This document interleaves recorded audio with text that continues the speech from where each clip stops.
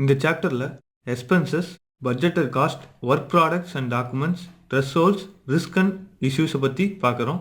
First expenses. எக்ஸ்பென்சஸ்னால் ஒரு ஆக்டிவிட்டியில் நம்ம spend பண்ணுற அமௌண்ட்ஸ் எல்லாம் எக்ஸ்பென்சஸ்ன்னு சொல்லுவோம். ஃபார் எக்ஸாம்பிள், இப்போ ஒர்க்கிங் சைட்டில் லேபர்ஸுக்கு நம்ம ரெஃப்ரெஷ்மெண்ட் ப்ரொவைட் பண்ணால் அதெல்லாம் எக்ஸ்பென்சஸ் கேட்டகரியில் வரும்.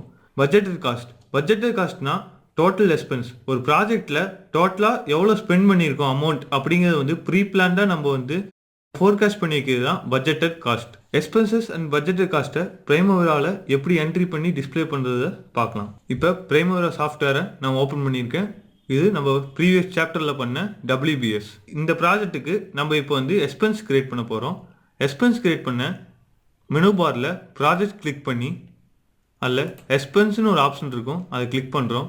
நம்மளுக்கு ப்ராஜெக்ட் எக்ஸ்பென்ஸ் அப்படிங்கிற ஒரு விண்டோ ஓப்பன் ஆகும். இந்த ப்ராஜெக்ட் எக்ஸ்பென்ஸில் நம்ம எந்த எக்ஸ்பென்ஸை வேணால் ஆட் பண்ணிக்கலாம். பை கமெண்ட் பாரில் ஆட்னு ஒரு பட்டன் இருக்கும், அதை கிளிக் பண்ணுறோம். ஜஸ்ட் ஒரு எக்ஸ்பென்ஸ் ஆட் ஆயிருக்கு. ரெஃப்ரெஷ்மெண்ட் ஃபார் ஒர்க்கர்ஸ் அப்படிங்கிற ஒரு எக்ஸ்பென்ஸை ஆட் பண்ணியிருக்கேன். ஜஸ்ட் இப்போ ஆக்டிவிட்டி விண்டோக்கு போகிறோம். கீழே டீட்டெயில்டு ஆக்டிவிட்டி விண்டோவில் நம்மளுக்கு எக்ஸ்பென்ஸு ஒரு டேப் ஓப்பன் ஆகல. ஸோ அங்கே ரைட் கிளிக் பண்ணி கஸ்டமைஸ் ஆக்டிவிட்டி டீட்டெயில்ஸ் போய் எக்ஸ்பென்ஸ் அப்படிங்கிற ஆப்ஷனை நம்ம வந்து பிக் பண்ணி நம்ம எனேபிள் பண்ணிக்கிறோம். இப்போ எக்ஸ்பென்ஸ் அப்படிங்கிற ஒரு டேப் ஓப்பன் ஆகிருக்கு. ஜஸ்ட் இதை கிளிக் பண்ணுங்கள். நம்ம கிரியேட் பண்ணது இங்கே வந்து டிஸ்பிளே ஆகும். இதில் வந்து ரெஃப்ரெஷ்மெண்ட் ஃபார் ஒர்க்கர்ஸ்க்கு நம்ம பட்ஜெட் யூனிட் எவ்வளோ அப்படின்னு கொடுக்குறோம். அதாவது 1 டேக்கு வந்து எத்தனை யூனிட்ஸ் அப்படின்னு பார்க்குறோம். எக்ஸாம்பிளுக்கு 1 டே 2 யூனிட்ஸ் வச்சுக்கிறோம். ப்ரைஸ் பர் யூனிட், ஒரு யூனிட்டுக்கு எவ்வளோ ப்ரைஸ் ஆகுது அப்படிங்கிற பார்க்குறோம். ஃபார் எக்ஸாம்பிள் 500 அப்படின்னு வச்சுக்கிறோம். ஜஸ்ட் இப்போ ஆட் ஆயிடுச்சு. ஒரு நாளைக்கு 2 யூனிட்ஸ், ஒரு யூனிட்டுக்கு 500. ஸோ 2 யூனிட்ஸ்க்கு பட்ஜெட்டட் காஸ்ட் வந்து 1000. இதை இங்கே எப்படி நம்ம டிஸ்பிளே பண்ணுறதுன்னு பார்க்குறோம். ஜஸ்ட் ரைட் கிளிக் பண்ணுங்கள். ரைட் கிளிக்கில் காலம்னு ஒரு ஆப்ஷன் இருக்கும்.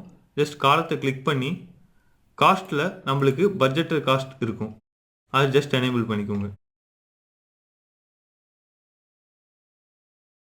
இப்போ இந்த எக்ஸ்பென்ஸை நம்ம இந்த ஆக்டிவிட்டி விண்டோவில் எப்படி டிஸ்பிளே பண்ணுறதுன்னு பார்ப்போம். ஜஸ்ட் ரைட் கிளிக் பண்ணுங்கள். காலம் அப்படிங்கிற ஒரு ஆப்ஷன் இருக்கும், அந்த ஆப்ஷனை கிளிக் பண்ணால் நம்ம காஸ்ட்டில் வந்து எக்ஸ்பென்ஸ் அப்படின்னு ஒரு ஆப்ஷன் இருக்கும், அதை வந்து நம்ம எனேபிள் பண்ணிக்கணும். ஜஸ்ட் ஓகே கொடுங்க. நம்மளுக்கு பட்ஜெட் எக்ஸ்பென்ஸ் வந்து டிஸ்பிளே ஆகும். இப்போ ஃபஸ்ட் ஆக்டிவிட்டிக்கு நம்ம எக்ஸ்பென்ஸ் கிரியேட் பண்ணியிருக்கோம் 1000 ருபீஸ். லைக்வைஸ் நம்ம எந்த எக்ஸ்பென்ஸ் வேணால் எந்த ஆக்டிவிட்டியில் வேணால் வச்சு நம்ம கிரியேட் பண்ணிக்கலாம். இப்போ பட்ஜெட்டட் டோட்டல் காஸ்ட்டை எப்படி டிஸ்பிளே பண்ணுறதுன்னு பார்ப்போம்.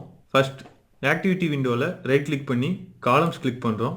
காலம்ஸில் காஸ்ட்டில் பட்ஜெட்டட் டோட்டல் காஸ்ட்டை வந்து எனேபிள் பண்ணணும். ஜஸ்ட் எனேபிள் பண்ணிட்டேன், ஓகே கொடுக்குறேன். நம்மளுக்கு பட்ஜெட்டட் டோட்டல் காஸ்ட் வந்து டிஸ்பிளே ஆகுது. நெக்ஸ்ட் நம்ம பார்க்க போகிறது work products and documents. Work products and டாக்குமெண்ட்ஸ்னால் அந்த ஆக்டிவிட்டிக்கு சம்மந்தமான டாக்குமெண்ட்ஸ் ஏதாச்சும் இருந்தால் அதை வந்து நம்ம அட்டாச் பண்ணிக்கலாம். அது எப்படி அட்டாச் பண்ணுறதுன்னு நம்ம பார்ப்போம்.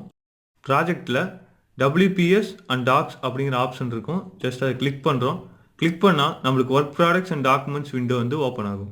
இதில் வந்து நம்ம கமெண்ட் பார் மூலமாக ஆட் கொடுத்து நம்ம ஒரு டாக்குமெண்ட்டை கிரியேட் பண்ணுறோம். ஃபார் எக்ஸாம்பிள் லேண்ட் டாக்குமெண்ட் அப்படின்னு டைட்டில் டைப் பண்ணியிருக்கோம். ரெஃபரன்ஸ் நம்பர் கொடுக்குறோம். ஸ்டேட்டஸ் அது வந்து அப்ரூவ்டா இல்லை கம்ப்ளீட்டடா அப்படிங்கிற கொடுக்குறோம். ஜஸ்ட் நான் இப்போ வந்து அப்ரூவ்டர் அப்படின்னு கொடுக்குறேன். நெக்ஸ்ட் வந்து டாக்குமெண்ட் கேட்டகரி. அந்த டாக்குமெண்ட் வந்து எந்த கேட்டகரியில் இருக்குதுன்னு நம்ம பார்க்குறோம்.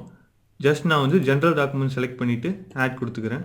இப்போ ஜென்ரல் எல்லாம் கம்ப்ளீட் ஆகிடுச்சு. அடுத்து டிஸ்கிரிப்ஷன், அதாவது அந்த லேண்ட் வந்து எந்த ஏரியாவில் இருக்குது அப்படிங்கிற அட்ரஸ் வந்து நம்ம இங்கே வந்து ப்ரொவைட் பண்ணிக்கலாம். ஜஸ்ட் மாடிஃபை கிளிக் பண்ணுறேன். மாடிஃபை கிளிக் பண்ணால் நம்மளுக்கு ஒரு விண்டோ ஓப்பன் ஆகும். இல்லை வந்து நம்ம டைப் பண்ணிக்கலாம். ஃபார் எக்ஸாம்பிள் ஜஸ்ட் நான் ஒரு அட்ரஸ் டைப் பண்ணியிருக்கேன், ஓகே கொடுக்குறேன். ஜஸ்ட் அந்த அட்ரஸ் வந்து கீழே டிஸ்பிளே ஆகும். நெக்ஸ்ட்டு வந்து ஃபைல்ஸ். இப்போ அந்த டாக்குமெண்ட்டை வந்து நம்ம பிடிஎஃபாவோ இமேஜாவோ ஏதோ லொக்கேஷனில் வச்சுருந்தா அதை வந்து இங்கே அட்டாச் பண்ணி ஈஸியாக நம்ம பார்த்துக்கலாம். ஜஸ்ட் நான் வந்து ஒரு இமேஜ் அட்டாச் பண்ணுறேன் and then one PDF attach பண்ணுறேன்.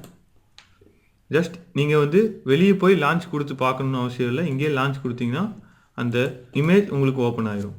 இதுதான் ஒர்க் ப்ராடக்ட்ஸ் அண்ட் டாக்குமெண்ட்ஸ். நம்ம நெக்ஸ்ட் பார்க்க போகிறது ப்ராஜெக்ட் த்ரெஷோல்ட்ஸ்.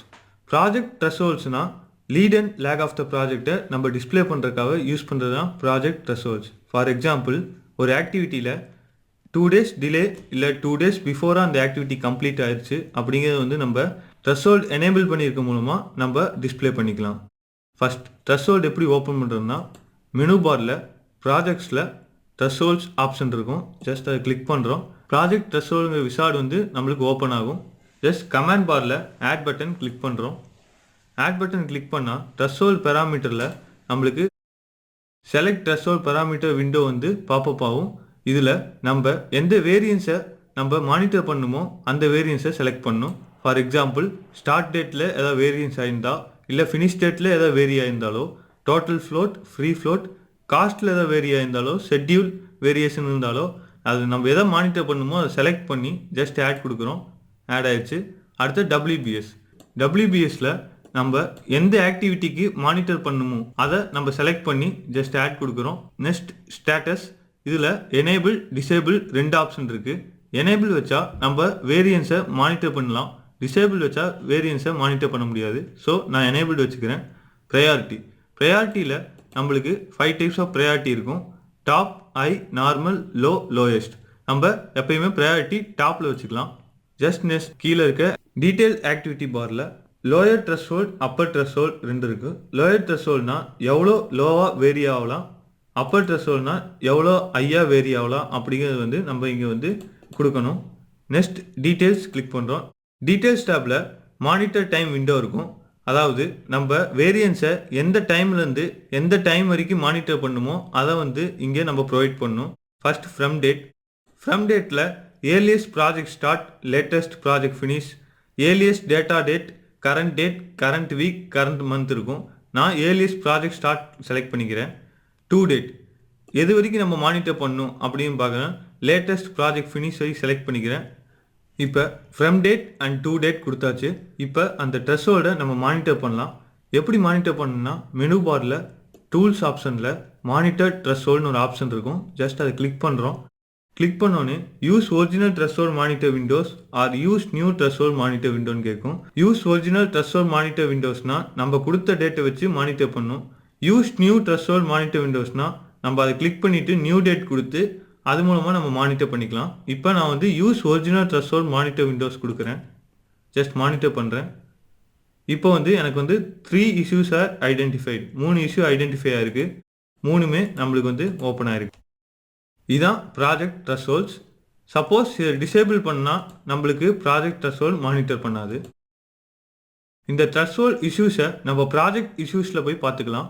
ப்ராஜெக்ட் இஷ்யூஸ் போகிறதுக்கு ப்ராஜெக்டில் போய் இஷ்யூஸ் போனால் ப்ராஜெக்ட் இஷ்யூஸ் வரும். இப்போ கிரியேட் ஆன நம்மளுக்கு 3 இஷ்யூவுமே இங்கே டிஸ்பிளே ஆகிருக்கும். அந்த இஷ்யூவோட டீட்டெயில்ஸ் ப்ளஸ் நோட்ஸ் எல்லாமே இங்கே வந்து ஜென்ரேட் ஆகிருக்கும். நெக்ஸ்ட் நம்ம பார்க்க போகிறது வந்து ரிஸ்க்னா என்னென்னா ஃப்யூச்சரில் வரும் ப்ராப்ளம் நம்மளுக்கு தெரிஞ்சும் அந்த ஆக்டிவிட்டியை நம்ம வந்து கேரி பண்ணால் அதான் ரிஸ்க். ஃபார் எக்ஸாம்பிள் ஒரு மெட்டீரியல் வரக்கு டிலே ஆகும் நம்மளுக்கு தெரிஞ்சும் அந்த ஆக்டிவிட்டியை நம்ம ஸ்டார்ட் பண்ணால் அதான் ரிஸ்க். இப்போ ரிஸ்க்கை எப்படி வந்து இங்கே டிஸ்கிரைப் பண்ணலாம், அது என்னென்ன டைப் ஆஃப் ரிஸ்க் இருக்குதுன்னு பார்ப்போம். ஃபர்ஸ்ட் மெனு பாரில் ப்ராஜெக்ட்ஸில் ரிஸ்க் ஆப்ஷன் இருக்கும். அதை கிளிக் பண்ணுறோம். நம்மளுக்கு ரிஸ்க் அப்படிங்கிற ஒரு விசார்டு வந்து ஓப்பன் ஆகும். கமெண்ட் பாரில் ஜஸ்ட் ஆட் கொடுத்து நம்மளுக்கு தேவையான ரிஸ்க் நேமை கொடுக்குறோம். ஃபர்ஸ்ட் ரெக்குயர்மெண்ட்ஸ் அப்படிங்கிற ரிஸ்க் நான் கொடுக்குறேன். ரிஸ்க் கேட்டகரிஸ் கேட்கும். அது கிளிக் பண்ணால் செலக்ட் ரிஸ்க் கேட்டகரி விண்டோ வந்து பாப்பப் ஆகும். இதில் பிளானிங் இல்லாதனால நம்மளுக்கு ரிஸ்க் வருது. ஸோ அதை ஆட் பண்ணுறோம். நெக்ஸ்ட் ஒன் வந்து இம்பேக்ட். அந்த ரிஸ்க்னால என்னென்ன இம்பேக்ட்லாம் வரும், ப்ராபபிலிட்டி எவ்வளோ பர்சன்டேஜ் ஆஃப் ரிஸ்க் வரும், ஷெட்யூலில் எவ்வளோ வேரி ஆகும், காஸ்ட்டில் எவ்வளோ வேரி ஆகும் அப்படிங்கிறத வந்து நம்ம இங்கே மென்ஷன் பண்ணுறோம். Next activities. அந்த எந்த ஆக்டிவிட்டியில் இந்த ரிஸ்க் வந்து இன்வால்வ் ஆகுது அப்படிங்கிறத வந்து நம்ம அசைன் பண்ணணும். ஃபார் எக்ஸாம்பிள் ஃபூட்டிங்கில் நான் அசைன் பண்ணுறேன். Next description. அந்த ரிஸ்க் வந்து எது பேஸ் பண்ணியிருக்கு, எதனால் அந்த ரிஸ்க் வருது அப்படிங்கிறத வந்து நம்ம இங்கே டைப் பண்ணிக்கலாம். காசஸ், அந்த ரிஸ்க் எதனால காசு ஆகுது அப்படிங்கிறத வந்து நம்ம இங்கே எலாபரேட்டாக டைப் பண்ணால் பிளானிங் இன்ஜினியருக்கும் சைட் இன்ஜினியருக்கும் யூஸ்ஃபுல்லாக இருக்கும். Next effect. அந்த ரிஸ்க் எடுக்கிறதுனால நம்மளுக்கு பின்னாடி என்ன எஃபெக்ட் ஆகும், ப்ராஜெக்டில் என்னென்ன எஃபெக்ட் ஆகுங்கிற வந்து டீட்டெயில்டாக இங்கே வந்து டிஸ்கிரைப் பண்ணணும். இதுதான் ப்ராஜெக்ட் ரிஸ்க். நெக்ஸ்ட் சாப்டரில் நம்ம பேஸ்லைன்ஸை பற்றி பார்ப்போம்.